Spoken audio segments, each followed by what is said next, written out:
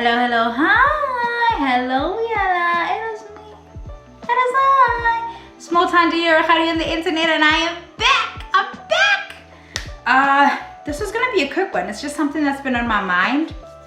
And the last week, so many of our fave girls did some big things for their brands.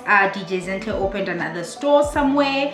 Owamie opened a salon. I think we learned about it it's Monday that I'm recording this.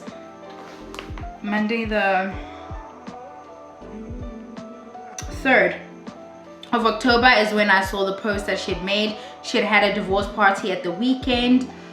Ava, I don't know what Ava's surname is, I forget, but the club host who was on the reality show Diamonds and Dolls, she also opened a storefront she's a makeup line. We actually got to see her do a soft launch for it on that reality show, but it was COVID, so she couldn't have a whole big splash for it.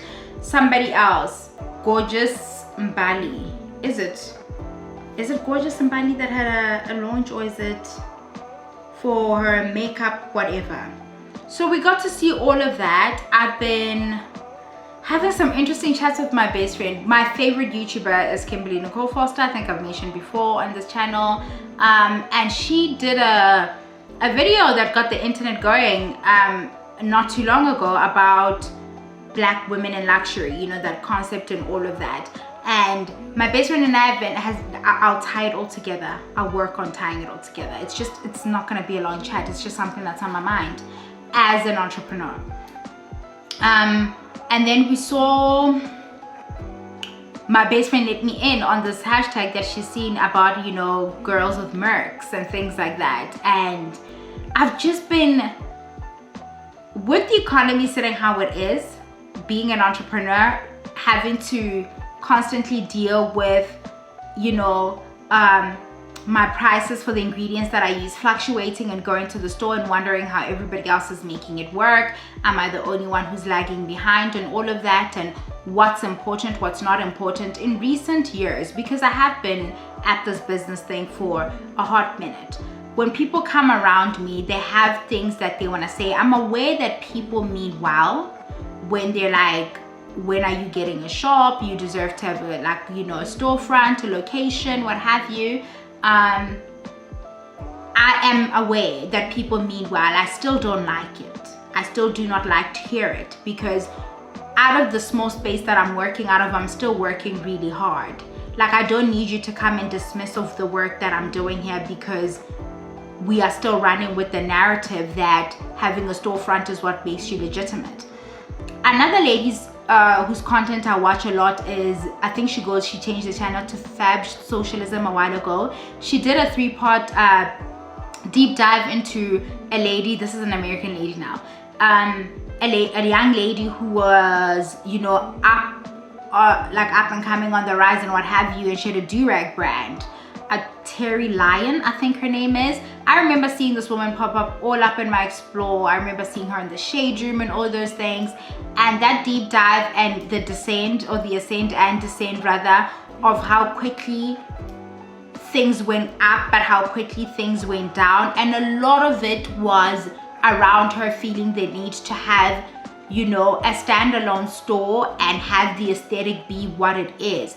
And it's really got me thinking about, are we slow on the trend of, you know, e-commerce, if you would like? I mean, a lot of big brands since, you know, the pandemic happened, have had to shut down in a lot of locations, and they've moved more to online purchases and stuff. When I was talking to my friend about some of these stores, she's like, you know, with makeup and stuff, some of us still feel more comfortable going to the store and swatching things and seeing things, because so often when you're ordering online, you can't get swatches and see if you're getting the right color match and stuff. So to that degree, I suppose it makes sense. But we also had the conversation that, is that true for the brand owners? Or are we as Black women feeling the need to announce that we've arrived in this very big, very bloated overhead kind of way, where it's like, is this sustainable? Is this even necessary? Right? I mean, is the storefront still necessary? is a standalone store for certain products still that important? With Owamie, it's a salon. You're gonna go somewhere and get your hair done. I totally understand that it tracks. The makeup people, I don't know if Switch Beauty has a store, like a standalone store that you can go and purchase and stuff, because they seem to use social media to drive a lot of their sales and things like that. The girls with mercs thing, can we really afford them as well? Or are we under a lot of pressure to announce that we've arrived and we're bad bitches and we're doing this? Like, are we really biting more? Like, are we biting off more than we can chew? Because I mean, I don't want it to seem like I'm being a hater or anything, but very often we have friends who portray lives online that they look like they have it together, but then they're asking us for 200 rands for electricity. But on Instagram, everybody thinks, ooh, I'm load shedding. So literally the only light is the light that's hitting me. So there's like a moth in here or something. But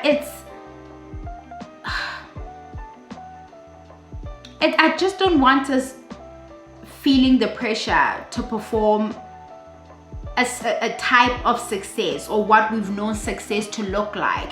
It's very difficult, I'm not gonna lie, to work from the space that I work from and still consider myself a success. I have a difficult time with that, especially because I have always wanted, because I always knew this was gonna be my route, right? This is plan A, B, and C. Like, it's just is what it is. I was always gonna bake. It would have been nice for me to have my store by now. I'm not willing to go pay rent though. I'm not. Like, the overheads for a baking business are fucking ridiculous. Like, I am not willing to pay that rent. Then it's the electricity I need to contend with, right? Pay staff, do this. Like, I have the opportunity to work from home for now. The space may not be as cute and as glamorous as I want it to be, but it's somewhat functional. I still get my workouts on time, right? People still love the work that I'm doing for them.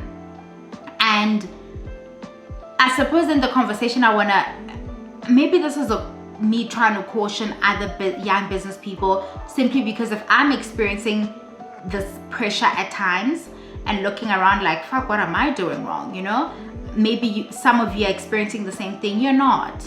Like, we saw what happened in when level 5 happened, how many businesses had to go under because sustaining them was just not possible.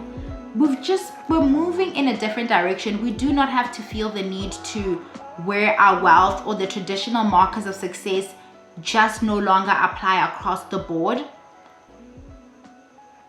That's just all I had to say. I hope I was cohesive, because it's a lot of thoughts all in one that are happening with me. But the main thing is, listen.